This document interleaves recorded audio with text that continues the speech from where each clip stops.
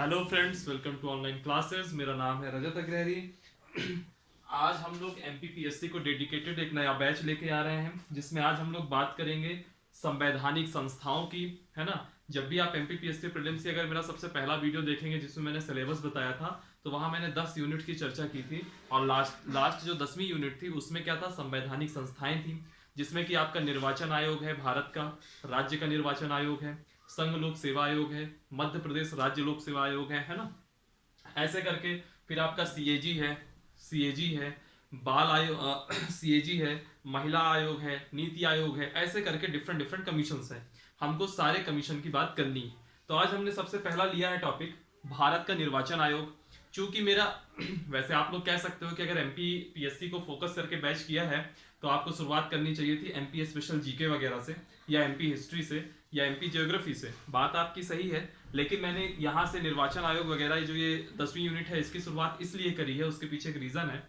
क्योंकि मेरा जीएस में बैच चल रहा है पॉलिटी का, और उसी के पैरेलल जो है मैं चला रहा हूँ कमीशंस का बैच। ये 5 से 6 क्लासेस में पूरा का पूरा कमीशन हो जाएगा।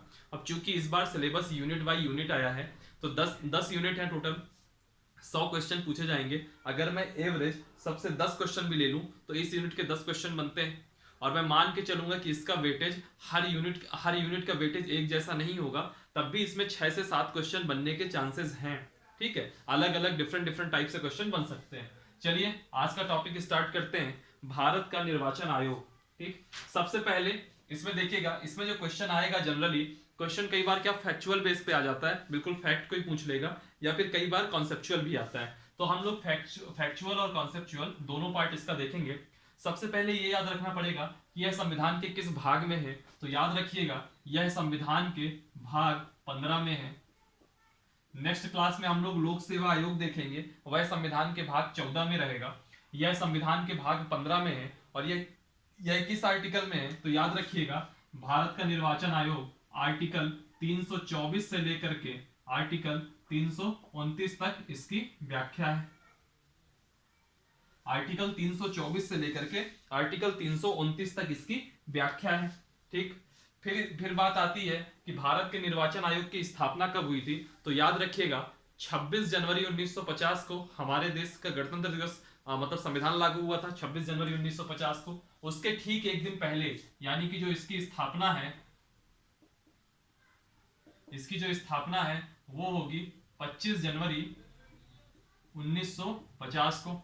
ऐसे करके फैक्चुअल चीजें पूछ सकता है। निर्वाचन आयोग संविधान के किस भाग में है, तो भाग 15 में है। किस अनुच्छेद में, तो अनुच्छेद 324 से 329 में है। स्थापना कब हुई थी, तो 25 जनवरी 1950 को हुई थी।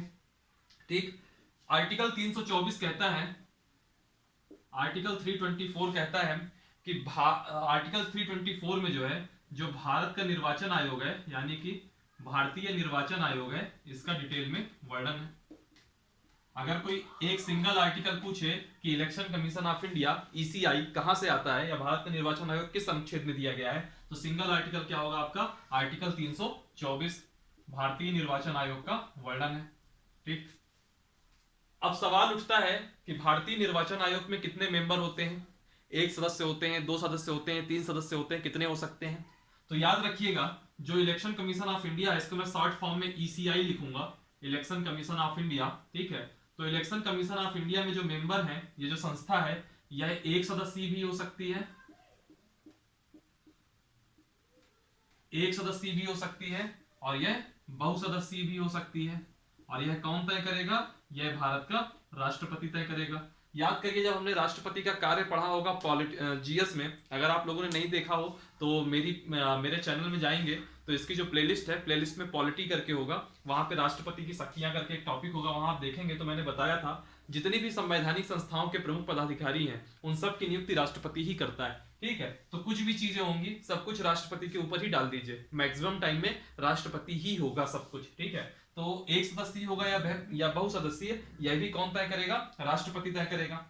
तो था क्या, जब 25 जनवरी 1950 को इसकी स्थापना हुई, तो 1950 से 1989 तक इलेक्शन कमीशन ऑफ इंडिया में कितने सदस्य थे टोटल, 1, यानी कि 1 मेंबर था। ठीक है, तो 1 ही आपका इलेक्शन कमिश्नर हुआ करते थे, जिनको हम निर्वाचन आयुक्त कहते हैं। ठीक, 1 सदस्य थे। फिर इसके बाद 1989 में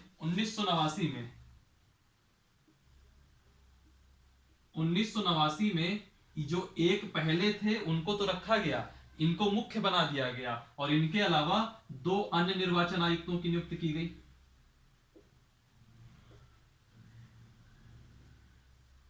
उन्नीस में दो अन्य निर्वाचन आयुक्तों की नियुक्ति की गई, ठीक है। और फिर एक साल के बाद जो है 1990 में जो ये दो अन्य निर्वाचन आयुक्त थे, या इसको यहां की जगह यहां लिख लीजिए आप, 1990 में ठीक एक साल के बाद इनको जो है इसे समाप्त कर दिया गया, यानी कि वापस से एक हो गए।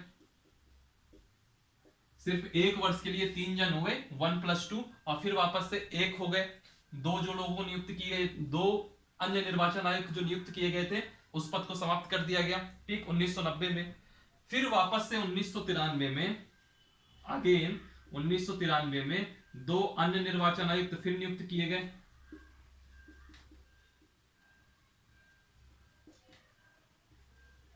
ठीक, दो अन्य निर्वाचन आयुक्त फिर नियुक्त किए गए। तो आज की जो स्थिति है, आज की स्थिति में अगर इलेक्शन कमीशन ऑफ इंडिया के सदस्य देखेंगे, election commission of India Bharat के निर्वाचन आयोग के सदस्य देखेंगे तो कुल कितने सदस्य हैं? 3 सदस्य हैं, ठीक। इसको ऐसे 3 को ऐसे लिखा करिए 1+2। इस 1 का मतलब क्या हुआ? जो मुख्य निर्वाचन आयुक्त होगा, चीफ इलेक्शन कमिश्नर,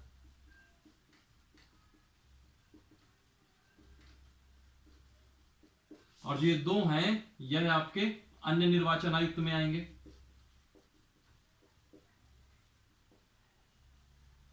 ठीक, तो इससे आपके कितने फैक्ट मिले? पहला फैक्ट आपको ये मिल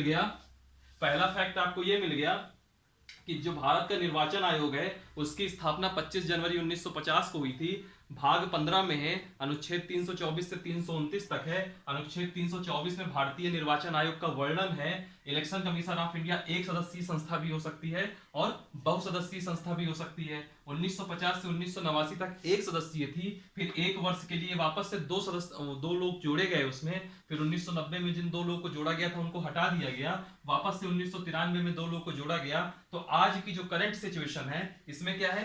3 मेंबर हैं, एक मुख्य निर्वाचन आयुक्त है और 2 जो है अन्य निर्वाचन आयुक्त हैं, ठीक है। 2 अन्य निर्वाचन आयुक्त है। इतना आप लोगों ने देख लिया, इसका स्क्रीनशॉट ले लीजिएगा, ये बहुत इंपॉर्टेंट टॉपिक है, इलेक्शन कमीशन ऑफ इंडिया, ठीक है। मैंने जीएस पॉलिटी की क्लास में इसको नहीं कराया है क्योंकि मैंने वहां कह दिया था कि मैं कमीशन वाली क्लास में कराऊंगा, तो मैं अब यहाँ पे आपका पूरा कंप्लीट करा रहा हूं। फिर सवाल उठता है, जो इलेक्शन कमीशन ऑफ इंडिया के जो मुख्य निर्वाचन आयुक्त हैं या जो अन्य निर्वाचन आयुक्त हैं, इनकी नियुक्ति कौन करता है? तो याद रखिएगा, इनकी जो नियुक्ति होती है, नियुक्ति वह कौन करेगा? हमेशा राष्ट्रपति करेगा। मैंने पहले ही बताया है, कोई भी संवैधानिक पदाधिकारी होगी उसकी नियुक्ति हमेशा राष्ट्रपति ही करेंगे। तो नियुक्ति कौन करेगा? नियुक्ति राष्ट्रपति करेगा। फिर इसके बाद एक सवाल आता है कि एलिजिबिलिटी क्या है? एलिजिबिलिटी क्या है? तो याद रखिएगा, निर्वाचन आयोग का आयुक्त बनने के लिए, यानी कि चाहे चीफ इलेक्शन कमिश्नर बनना हो या जो अदर इलेक्शन कमिश्नर होते हैं, उन 3 जन की अगर आपको जगह लेनी है, किसी एक पद में आपको जाना है, तो आपके अंदर क्या एलिजिबिलिटी होगी इसका कहीं कोई वर्णन नहीं है, तो योग्यताएं नहीं दी हुई हैं, ठीक है। जिसको भी राष्ट्रपति सही समझता है, यानी कि व्यवहार में जिसको भी मंत्रिपरिषद सही समझती है, उसकी नियुक्ति राष्ट्रपति इलेक्शन कमिश्नर के रूप में कर देते हैं। फिर सवाल उठता है वेतन कितना मिलता है? तो इनका जो वेतन होता है वह सुप्रीम कोर्ट के जज के बराबर होता है, जो कि संचित निधि पर भारित होता है। जब मैंने सीएजी वगैरह आपको पढ़ाया था तब मैंने बताया था कि संचित निधि पर भारित का क्या मतलब होता है। संचित निधि पर भारित का मतलब यह है कि जो एक बार इनको बन गया, जो जैसे कि अब मैं आज चीफ इलेक्शन कमिश्नर बन गया, फिर आज जो मेरा वेतन है उससे आप वेतन कम नहीं कर सकते। सिर्फ एक ही परिस्थिति में आप मेरा वेतन कम कर सकते हो, जब इस देश में फाइनेंशियल इमरजेंसी लगी, ठीक। तो वेतन सुप्रीम कोर्ट के जज के बराबर है, जो कि संचित निधि पर भारित होता है। फिर एक मेन पॉइंट है कार्यकाल। तो याद रखिएगा कार्यकाल कितना होगा? कार्यकाल हमेशा 6 वर्ष का कार्यकाल रहेगा या फिर 65 वर्ष की आयु। जो पहले प्राप्त कर लें। मान लीजिए आपकी उम्र जो है 62 ईयर्स थी, आपको मुख्य निर्वाचन आयुक्त बना दिया गया, आपका कार्यकाल 6 वर्ष का होगा, यानी कि आपको रहना तो चाहिए था 68 ईयर्स का, लेकिन पहले ही आप 65 वर्ष की उम्र के हो जाएंगे। तो जैसे ही आप 65 की उम्र के पहुंचेंगे वैसे ही आपका कार्यकाल समाप्त हो जाएगा। फिर मान लीजिए अभी आपकी उम्र 58 साल है, 58, आपका कार्यकाल हो गया 6 साल यानी कि 64 साल तक। अब आप कहोगे नहीं नहीं मुझको 65 तक रहना है, तो ऐसा नहीं होगा, सिर्फ 6 साल कार्यकाल रहेगा। यानी कि या तो 6 वर्ष का कार्यकाल पहले पूरा हो जाए, या तो फिर आपकी 65 वर्ष की आयु पहले हो जाए। जो भी पहला होगा वैसे ही आपका कार्यकाल समाप्त कर दिया जाएगा। ठीक है। फिर सवाल उठता है इनकी पदमुक्ति कैसे होती है। अगर ये चाहें तो अपना इस्तीफा समय से पहले भी दे सकते हैं राष्ट्रपति के नाम पे, और अगर इनकी पदमुक्ति करानी है, इनको हटाना है, तो जो मुख्य निर्वाचन आयुक्त होगा, मुख्य निर्वाचन आयुक्त, इसको हटाने की प्रक्रिया थोड़ी जटिल है, जबकि जो जो आपके अन्य निर्वाचन आयुक्त हैं उनको हटाने की प्रक्रिया इतनी जटिल नहीं है।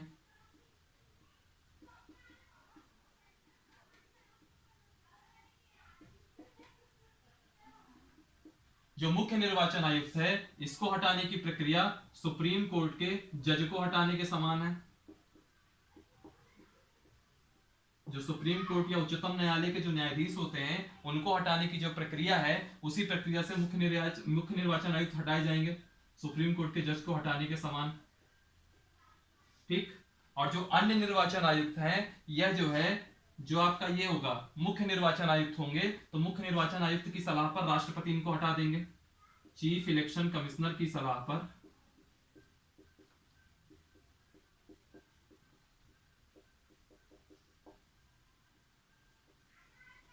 राष्ट्रपति पदमुक्त करेगा। ठीक है। पदमुक्ति कैसे होगी? मुख्य निर्वाचन आयुक्त जो है सुप्रीम कोर्ट के जज के समान हटेंगे, और जो अन्य निर्वाचन आयुक्त है यह चीफ इलेक्शन कमिश्नर की सलाह पर राष्ट्रपति इनको पदमुक्त करेंगे। है ना। तो ये कुछ बेसिक पॉइंट्स थे, फैक्ट्स हैं। नियुक्ति राष्ट्रपति करता है, योग्यताएं संविधान में दी नहीं है, जिसको भी राष्ट्रपति उचित समझे। वेतन सुप्रीम कोर्ट के जज के बराबर होगा, कार्यकाल 6 वर्ष या 65 वर्ष की आयु तक, और पदमुक्ति मुख्य निर्वाचन आयुक्त की पदमुक्ति सुप्रीम कोर्ट के जज को हटाने के समान होगी, और जो अन्य निर्वाचन आयुक्त हैं वह चीफ इलेक्शन कमिश्नर की सलाह पर राष्ट्रपति उनको पदमुक्त करेगा। फिर कुछ सवाल आता है। एक चीज और याद रखिएगा, एक फैक्ट याद रखिएगा, अवकाश के बाद यानी कि रिटायरमेंट के बाद,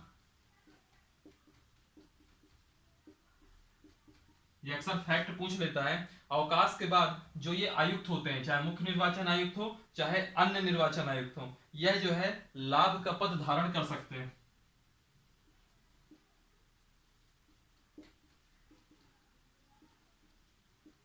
यानी कि उनको कोई और पद दिया जा सकता है। ठीक, धारण कर सकते हैं। ठीक, ये कुछ फैक्ट हो गए आपके। फिर इसके बाद याद रखिएगा इसमें क्या हुआ, अभी इसके मैं निर्वाचन आयोग के कार्य क्या है उस पर मैं आता हूं, उसके पहले जो छोटी छोटी चीजें हैं उनको भी खत्म कर देता हूं। इसकी बहुत सारी बुराई होती है। बहुत सारी बुराई इसलिए होती है क्योंकि चीफ इलेक्शन कमिश्नर जो है, जो इसकी नियुक्ति होती है, यह इसकी नियुक्ति के लिए कोई योग्यता नहीं है। तो जब किसी को योग्यता नहीं है यानी कि राष्ट्रपति जिसको उचित समझे उसको बना देता है, तो ऐसी स्थिति में क्या होता है, इसकी मतलब इसकी जो है थोड़ी बुराई होती है। दूसरी चीज इसमें क्या बुराइयां पाई जाती हैं कि चीफ इलेक्शन कमिश्नर जो निर्वाचन आयुक्त वगैरह नियुक्त होते हैं, इनको कोई संस्था नियुक्त नहीं करती है बल्कि राष्ट्रपति नियुक्त करते हैं। इसीलिए जो आपका 20वां निधि आयोग है, कौन सा, 20th विधि आयोग, सॉरी लॉ कमीशन, 20वां विधि आयोग, और इसके साथ साथ एक आयोग और है, उस आयोग का नाम है वेंकट चलैया आयोग। वेंकट चलैया आयोग, इन दोनों ने जो है यह सिफारिश की थी कि जो चीफ इलेक्शन कमिश्नर या जो अन्य निर्वाचन आयुक्त हैं, इनकी जो नियुक्ति है वह किसी संस्था के द्वारा होनी चाहिए। ठीक है। और एक बुराई इसमें यह है कि इनको अवकाश के बाद आयुक्त जो है, जो भी निर्वाचन आयुक्त हैं, वह लाभ का पद धारण कर सकते हैं। यानी कि ऐसी परिस्थिति में क्या होता है कि जो भी मंत्रिपरिषद वगैरह होती है या उनके इन्फ्लुएंस में रहते हैं, ऐसे में यह पद विवादों में आ भी जाता है। ठीक है। बाकी हमको उसमें बहुत ज्यादा नहीं जाना है। मेन हमारा जो फैक्चुअल है, जो एमपीपीएससी के पॉइंट ऑफ व्यू से इंपॉर्टेंट है, वो हम लोगों ने कर लिया। इसका स्क्रीनशॉट ले लीजिएगा, अगर नहीं ले पाए हो तो 10 सेकंड वीडियो रिवाइंड कीजिए और स्क्रीनशॉट ले लीजिए। इसके कार्य क्या है उसमें भी हम लोग आते हैं, उसके पहले एक चीज और देख लीजिए, फैक्चुअल थोड़ी जानकारी देख लीजिए। जो इस समय चीफ इलेक्शन कमिश्नर है वह कौन है? तो जो इस समय चीफ इलेक्शन कमिश्नर है वह आपके सुनील अरोड़ा है। इस पे भी एक फैक्चुअल पूछ सकता है, सुनील अरोड़ा है। फिर इसके अलावा जो अन्य दो हैं, अन्य निर्वाचन आयुक्त कौन कौन है? तो अन्य निर्वाचन आयुक्त में एक सुशील चंद्रा है और एक राजीव कुमार है।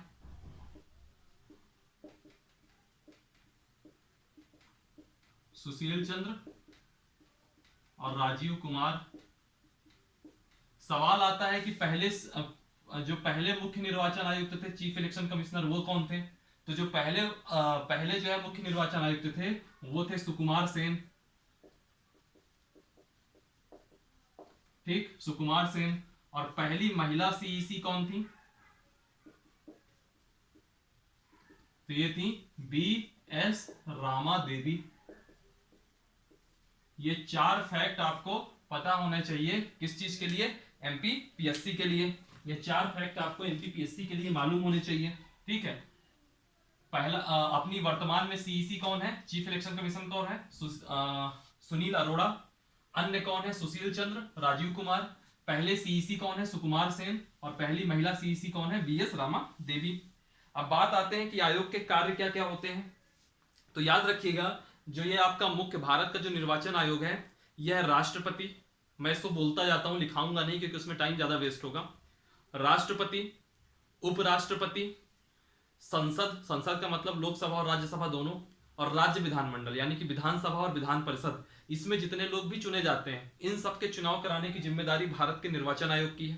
ठीक, याद रखिएगा, जो राज्य में विधानसभा वगैरह के चुनाव होते हैं, राज्य विधानमंडल के चुनाव होते हैं, उसकी जिम्मेदारी भी भारत के निर्वाचन आयोग की है। क्योंकि जो राज्य वर्ड है उसको सुनकर के लोगों को लगता है कि यह चुनाव राज्य निर्वाचन आयोग कराता होगा, तो नहीं, भारत का निर्वाचन आयोग ही सारे चुनाव कराता है। राज्य निर्वाचन आयोग सिर्फ 2 चुनाव कराता है। एक जो आपके ग्राम पंचायत के चुनाव होते हैं, प्रधानी वगैरह के, सरपंची वगैरह के, और जो दूसरा चुनाव कराता है वह नगर निकाय के चुनाव कराता है। पार्षद, मेयर वगैरह के जो चुनाव होते हैं वह राज्य निर्वाचन आयोग कराता है। बाकी सारे के सारे चुनाव कौन कराएगा?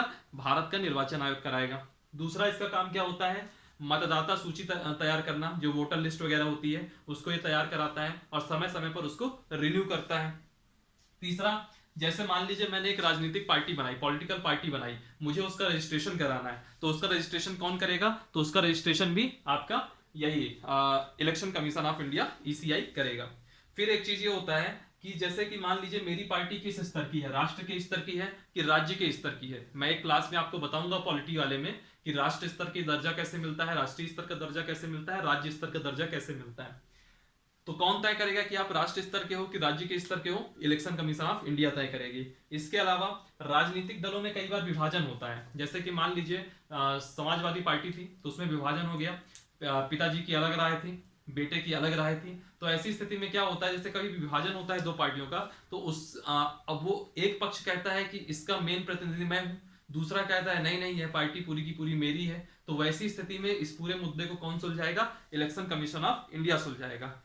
परिसीमन आयोग का गठन कौन करता है? यही इलेक्शन कमीशन ऑफ इंडिया करता है। अगर आप लोगों ने पॉलिटी की क्लास में ढंग से देखा होगा तो जब मैंने परिसीमन आयोग पढ़ाया था, जब मैं लोकसभा पढ़ा रहा था, तब मैंने इस बारे में आपको चर्चा की थी।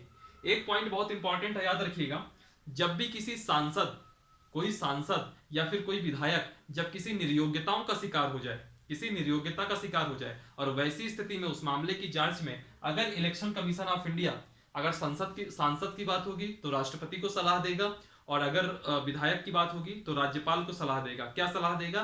कि आप इनके निर्वाचन को रद्द कीजिए। और याद रखिएगा, जो ये सलाह होती है वह बाध्यकारी होती है। ऐसा नहीं है कि वो ऐसा परामर्श वाली सलाह नहीं है कि हम आपको सलाह दे रहे हैं, आपकी इच्छा करना हो करो, ना करना हो ना करो, ऐसा नहीं। अगर सांसद कोई जो है किसी निर्योग्यता का शिकार होता है तो वैसी स्थिति में जो इलेक्शन कमीशन ऑफ इंडिया है वो राष्ट्रपति से सिफारिश करेगा और राष्ट्रपति उसका निर्वाचन रद्द करेगा। और जो भी इलेक्शन कमीशन ऑफ इंडिया सिफारिश करेगा वह सिफारिश बाध्यकारी होगी। ठीक, फिर स्वतंत्र और निष्पक्ष चुनाव कराने के लिए आदर्श आचार संहिता, जैसे जब भी चुनाव वगैरह होता है उसके पहले आप सुनते होंगे अक्सर आचार संहिता लग गई, आचार संहिता लग गई। तो आचार संहिता वगैरह लगाना है, उसके क्या दिशा निर्देश है, वह सब काम किसका है? इलेक्शन कमीशन ऑफ इंडिया का है। तो ये करके कुछ कार्य थे। इसमें सबसे मेन आप यही याद रखिएगा, सबसे मेन काम ये याद रखिएगा की निर्योग्यताओं संबंधी ये यही सिफारिश करते हैं राष्ट्रपति और राज्यपाल से, और इनकी सिफारिश बाध्यकारी होती है। एक पॉइंट ये याद रखिएगा, और ये याद रखिएगा जितना चुनाव है, चाहे वो राष्ट्रपति का हो, उपराष्ट्रपति का हो, संसद का हो, राज्य विधानमंडल का हो, सब भारत का निर्वाचन आयोग कराएगा। सिर्फ और सिर्फ जो स्थानीय स्वशासन के चुनाव हैं, जैसे पंचायती राज व्यवस्था में जितने भी टॉपिक हम लोग पढ़ते हैं, ग्राम पंचायत वगैरह, और जैसे ही आप नगरीय निकायों की बात करेंगे, यानी कि मेयर, वार्ड पार्षद हो गए, ये जितने चुनाव होते हैं, ये सब चुनाव राज्य निर्वाचन आयोग कराता है। बाकी उसके अलावा के जितने चुनाव हैं सब भारत का निर्वाचन आयोग कराएगा। ठीक है, चलिए फिर निर्वाचन आयोग आपका भारत का यहीं से खत्म होता है। इसके अलावा निर्वाचन आयोग में कोई क्वेश्चन नहीं बनेगा। ठीक है, इसके बाद फिर अगला क्वेश्चन आता है राज्य निर्वाचन आयोग। लगे आप इसको भी देख लीजिए।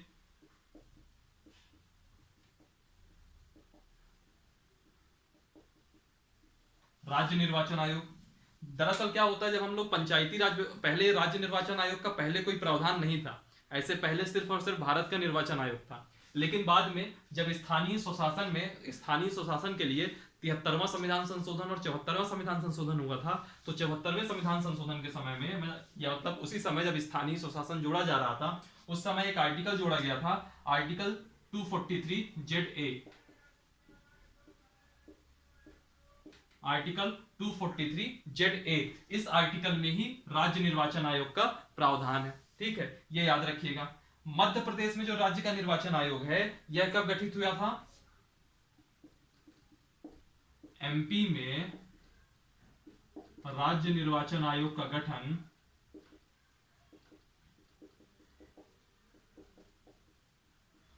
1 फरवरी 1994 को। 1 फरवरी 1994 को एमपी के राज्य निर्वाचन आयोग का गठन हुआ था, और इसका संवैधानिक आधार कहां है? Article 243ZA। ठीक है, और याद रखिएगा इसकी जो नियुक्ति होती है राज्य निर्वाचन आयोग में, जो भी कमिश्नर वगैरह होंगे उनकी जो नियुक्ति होगी, तो नियुक्ति कौन करेगा? याद रखिएगा नियुक्ति हमेशा राज्यपाल करेगा। अगर आपने गवर्नर की क्लास देखी होगी, राज्यपाल की क्लास देखी होगी मेरी पॉलिटी में, तो वहां मैंने दो एक फैक्ट बताए थे कि जो हाई कोर्ट के जज होते हैं, चाहे वो मुख्य न्यायाधीश हो या अन्य न्यायाधीश हो, उनकी ना राज्यपाल नियुक्ति करता है और ना ही पदमुक्ति करता है। और जब ये राज्य लोक सेवा आयोग के अध्यक्ष या अन्य सदस्यों की बात की थी, तब मैंने कहा था कि राज्यपाल नियुक्ति तो करता है लेकिन पदमुक्ति नहीं करता है। और इनकी पदमुक्ति कैसे होगी? जो राज्य निर्वाचन आयोग के सदस्य होंगे उनकी पदमुक्ति कैसी होगी?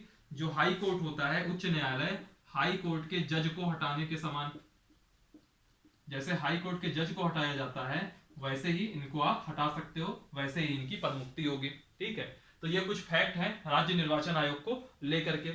और याद रखिएगा पहला राज्य निर्वाचन आयुक्त कौन बना था?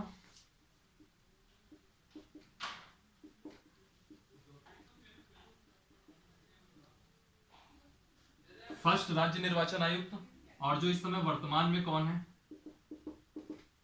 तो जो पहला राज्य निर्वाचन आयुक्त बना था वो बने थे NB लोहानी। NB लोहानी। और जो अभी आज के डेट में प्रेजेंट टाइम में है MP के, वो है बसंत प्रताप सिंह। बसंत प्रताप सिंह पहले जो है 2018 के आसपास सेक्रेटरी थे, इनको बाद में जो है राज्य निर्वाचन आयोग का प्रमुख बना दिया गया। और मध्य प्रदेश जो निर्वाचन आयोग है उसका जो ध्येय वाक्य है वह है हर वोट कीमती और हर निकाय महत्वपूर्ण। लिख देता हूं वो भी, हर वोट कीमती, हर निकाय महत्वपूर्ण। तो ये था आपका एमपीपीएससी से रिलेटेड, यानी कि मध्य प्रदेश से रिलेटेड जो राज्य निर्वाचन आयोग है वो ये था। इतने से ज्यादा कोई क्वेश्चन नहीं आएगा खास, और बाकी सब जो कार्यकाल वगैरह है वो सब कुछ सेम है एज इट इज निर्वाचन आयोग। ठीक है, तो भारत का निर्वाचन आयोग और राज्य का निर्वाचन आयोग, इन दो कमीशंस को हमने आज कंप्लीट कर लिया आज की क्लास में। नेक्स्ट क्लास में हम लोग कोशिश करेंगे कि संघ लोक सेवा आयोग और राज्य लोक सेवा आयोग दोनों एक साथ हो जाए, और ऐसे करके मैं डेली जो है आपको कुछ ना कुछ आयोग कराते जाऊंगा। पहले मैं कॉन्स्टिट्यूशनल आयोग की बात करूंगा, जो कॉन्स्टिट्यूशनल कमीशन है, और फिर उसके बाद जो सांविधिक या संविधानेतर। एक चीज और फैक्ट देख लीजिए, जो संवैधानिक संस्थाएं होंगी और जो सांविधिक या संविधानेतर संस्थाएं होंगी, उनका अंतर क्या होता है? इसका आप स्क्रीनशॉट ले लीजिएगा, फिर मैं इसका एक अंतर बता दूं। एक बार यूपी पीसीएस में एक क्वेश्चन आ गया था, 4 इंस्टीट्यूशन के नाम दिया था और पूछ लिया था निम्न में से सांविधिक संस्था कौन है। ठीक है, ये क्वेश्चन आ गया था। तो याद रखिएगा, संस्थाएं हमेशा आपको 2 टाइप की होंगी, एक होंगी संवैधानिक और एक होगी सांविधिक। और सांविधिक को ही हम कहेंगे संविधानेतर हिंदी में। ठीक, संवैधानिक संस्था का मतलब क्या होता है कि जिसकी जो है, जिसके गठन का प्रावधान वगैरह कहां दिया हो, संविधान में दिया हो। जैसे अभी हमने इलेक्शन कमीशन पढ़ा, तो इलेक्शन कमीशन कहां दिया था, आर्टिकल 324 में दिया था, यानी कि संविधान में इसका प्रावधान है। जैसे अभी हम कल के दिन अगर लोक सेवा आयोग देखेंगे, तो संघ लोक सेवा आयोग संविधान के भाग 14 में आर्टिकल 314 से अगर हम पढ़ना चालू करेंगे तो आपको मिलेगा। तो कहने का मतलब यह है, जो चीजें संविधान में दी हुई है, जो चीजें संविधान में दी होंगी, जो संस्थाएं, उनको हम कहेंगे संवैधानिक संस्था। और जो चीजें सांविधिक कौन होंगी, सांविधिक का मतलब यह होगा जिनको संसद ने बनाया। सांविधिक का मतलब क्या होता है, जिसको संसद ने बनाया। ठीक है, और कुछ चीजें ऐसी होंगी जिनको संसद ने नहीं भी बनाया होगा, वैसी भी संस्थाएं हमको पढ़ना है। ठीक है, जो भले ही संसद ने नहीं बनाई लेकिन हमारे लिए काफी महत्वपूर्ण होती हैं। चलिए फिर आज की क्लास में इतना ही रहते हैं। संवैधानिक और सांविधिक दोनों का अंतर याद रखिएगा। संवैधानिक का मतलब होता है संविधान में वर्णित संस्थाएं, और सांविधिक का मतलब होता है जिन संस्थाओं को संसद ने बनाया है। आज की क्लास के लिए इतना ही रखते हैं, आज की क्लास के लिए इतना काफी है। ये आयोग आपके पूरी क्लास चलेगी, कम से कम ऐसी 6 से 7 वीडियो जाएंगे आपके, जिसमें सारे के सारे आयोग आपके कंप्लीट कराए जाएंगे। आज के दिन हम लोगों ने क्या पढ़ा, भारत का निर्वाचन आयोग और राज्य का निर्वाचन आयोग। उम्मीद करता हूं जब भी आप एमपीपीएससी का एग्जाम पेपर देंगे 11 अप्रैल को, तो उस दिन कोई भी क्वेश्चन अगर आ जाए निर्वाचन आयोग से या राज्य निर्वाचन आयोग से, कहीं से भी कोई क्वेश्चन आ जाए, तो हम लोगों ने सारे डायमेंशन को कवर कर लिया है। आई होप आप लोग उसको सही करके आएंगे। चलिए फिर, हंसते रहिए और पढ़ते रहिए। Thank you for watching.